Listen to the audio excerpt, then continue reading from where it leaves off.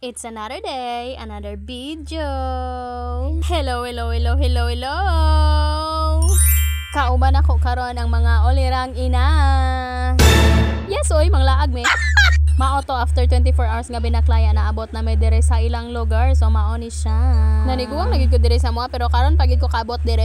So while nagpahulay dahil may nagkalingaw may kit-kit aning crunchy kayo nga mga kapayas. Wow! Ay sus, grabe inyo dahil makita dira ang duha ka mamsi nga focus kayo sa ilang go. Sila pod ga practice para sa ilang future. So amo din goal karon is maghimo mig puto bolanghoy or puto bingala. Wow! Hinay-hinay lang ba gyud itawon mga mami ha, ayo kita padala sa emotion. So kanang apart kay niabot na ang inahan sa mga olirang ina. Gadula-dula ra pud dira nga sa idamong mga palala. Hapit na gid maluto among lauyang baka. So after di ay napanitan ng mga bingalo no kinahanglan day na siya kiskisa. Napangutana nga no man pero ambot lang wako kabalo. Ay sus, grabe dara nga part kay gisugdan na dayon ang pagkidkid. What? Ay unsa ba to? Ay pagkudkod. Basta bisag unsa basta gamit anang antik kaayo nga kuan kudkuran. Ay napagbuot kay gipamana pa na sa among kaapo-apuhan. So syempre dili pod ta paulahe. Makadomdom jud ko sa una atong bata pa ko. Akong papa man ang hilig kayo magluto ani, syempre di pa mangko kabalo. Dira nga part kay gipulihan ako ni ante. Kay naluto naman ang among nilatang baka so maoto na nga na dayon me. Salamat jud kayo kang nabusog yun mi sa iyang giandam nga paniod to. Thank you. Ay sus, grabe. Syempre dili biya pwede nga dili makatisting ang tanan aning pagbangod-bangod aning mga bingala. Magplano lagi mi nga pag mamaster na ni namo ning trabaho ani magnegosyo na mi anig puto. Makalingaw biya pud ning trabaho ani oy.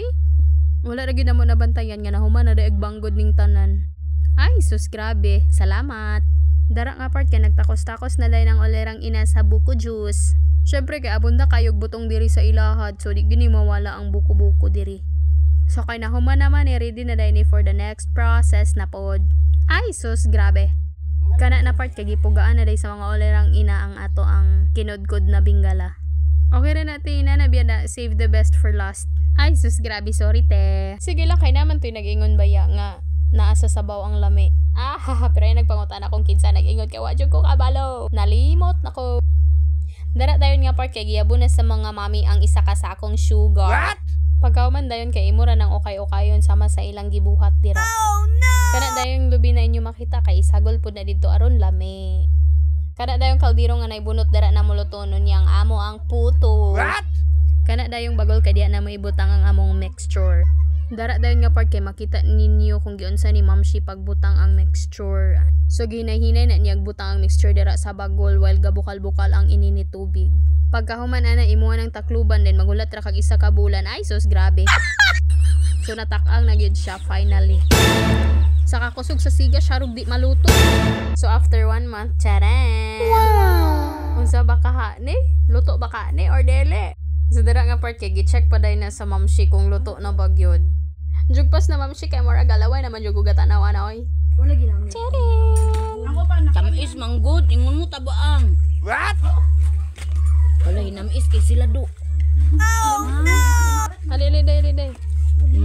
Ako kay ikaw. Mo tamis mo siya okay ga brown oh. Siya biko. Ini siya. Uy kusukan. Kaya gilya. Say naman day. It's yummy. Og sa kuan ba sa bado bermis pa manugma. Manta. Hoy, manalabas ako, manlabas. Ali. Okay, biko. Biko mo na eh. Nam. Salamat kayo sa inyong pagpananaw. Dire ako taman buyer.